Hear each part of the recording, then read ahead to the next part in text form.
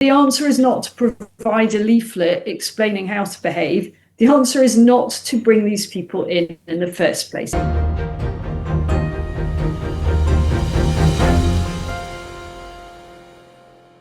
It's so depressing, isn't it? Because it is just an admission of what we've always known and what we keep on telling the government and successive leaders. You are importing people into this country that do not behave as we would want anyone coming in and taking our hospitality to behave. They don't even, some of them, have the most basic ideas of civilized behavior and Western values. And, the answer is not to provide a leaflet explaining how to behave. The answer is not to bring these people in the first place. As we all know, you don't have to be any kind of political expert to come up with that solution. As for the French becoming more effective, I'm not buying it. I think that deals are being done between the smugglers and the French police and the French authorities that allow the French a few little token wins. That's what I think is going on here. And make no mistake, when the French police, on the very rare occasion that they do actually prevent a migrant boat launch, the same passengers will be on another boat launch from another launch point the next day later. Are there any other countries that are mad enough to be allowing something like this to just continue? And in a sense, the answer is no, because whilst other countries have some other countries have bigger scale illegal immigration problems, they're not islands with a very easy way of resolving this. We have a huge advantage when it comes to the mass movement of people across borders, and that is that we are an island, and there aren't that many easy landing points or narrow routes to get to us. So yes, a few migrants or illegal immigrants are arriving to other points, to other landing points. There's something that's quite underexplored, I think, because it's probably quite difficult to actually crack as a story, but there are illegal migrants coming in on different types of vessels to rocking up at different harbours and different landing spots. But the majority of them are coming over this very, very narrow bit of the channel. And it is completely and utterly resolvable.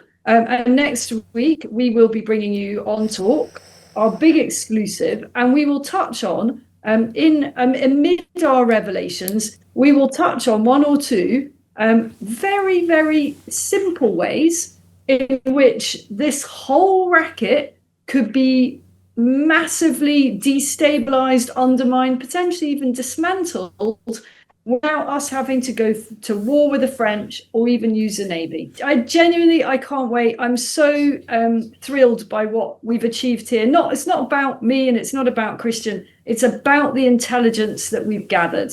No one's done it. Let's just put it this way. The government has been in touch. They want our information. Look, nobody wants to see those images of people crossing the channel. I don't want to see those images either.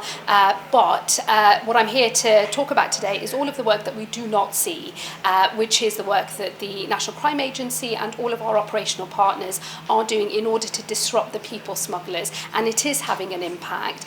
We've seen already 1,100 boats and engines seized. That is taking out of circulation equipment that would have been used in order to facilitate people crossing the channel.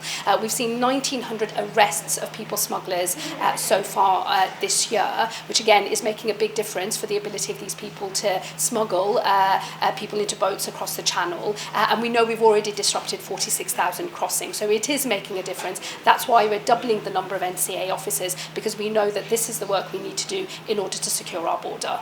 A grip on small boat crossings. Look, I think the most important thing that people need to hear from their Home Secretary is that I'm doing whatever it takes to secure our border, and that is what I've been absolutely laser-like focused on from the moment I became the Home Secretary, taking all of the measures that I know are needed in order to secure our border. So we're taking action in lots of areas, but alongside all of that, new action and further enforcement, we are also going to open up safe and legal routes into this country. I've already announced safe and legal routes for students, community-sponsored sponsorship model, and we're also going to be opening up a route for workers as well. We do want to play our part and fulfil our international obligations to provide sanctuary to people in genuine need. But the thing about having a safe and legal route, which is what this government is going to pursue, is then we're in control of who comes into our country. That decision is not being made by people smugglers and criminals across Europe. So we want to take control of this situation. We will be opening safe and legal routes.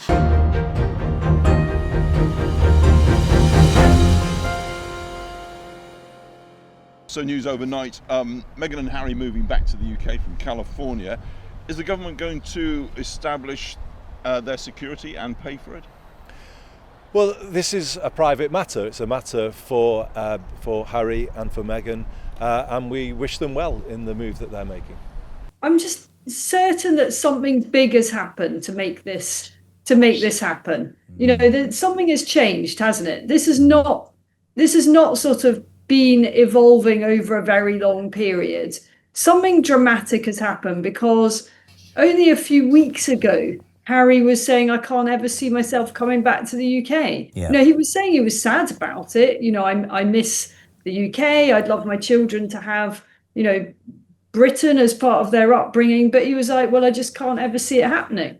And we kind of know that Meghan hates it here. So what has happened? I think the other thing that people are absolutely intrigued by is, how much would you like to be a fly on the wall in the kitchen of William and Kate? What are they saying? I've got not a bad word to say about Princess Catherine. She literally just gets on with it, doesn't she? She never ever does put a foot wrong. You know, she just is exactly what everyone would hope for in the future of the monarchy. And I just think, personality wise, it seems to me, I've never been a royal reporter, so I've got no inside track on any of this, but I cannot see how she'll ever get on with Meghan. They are so different, aren't they? And the thing is that Meghan is an endless attention seeker. I mean, both her and Harry are attention seekers, and they're attention seekers in precisely the type of media forums that William and Kate avoid. You know, William and Kate don't do kind of popular TV. They don't do showbiz. They don't do tabloids, which is precisely Harry and Meghan's chosen audience. So I just don't really see how this will work. I think it'll end in tears from Meghan's point of view. I believe that Harry's heart is in the UK. I believe that he could become the prodigal son, that there is a way back for him, because I think the British public are quite forgiving, even if Prince William is not. But I think that people will take a long time to trust Meghan, fairly or unfairly. I think there's a widespread view that she is the source of an awful lot of the problems. Now, that might be a kind of old sexist thing. I don't think it is. I think she genuinely is the source. Let's not forget what that pair said. I mean, I listened to some clips last night that were playing on Talk. You know, Harry literally talked about the British media being, and this is his word, bigoted. The British media is not bigoted. I didn't even realise that I never think of Meghan as being of mixed heritage. I don't think of her as anything other than Meghan Markle or the Duchess of Sussex. That's him projecting, isn't it?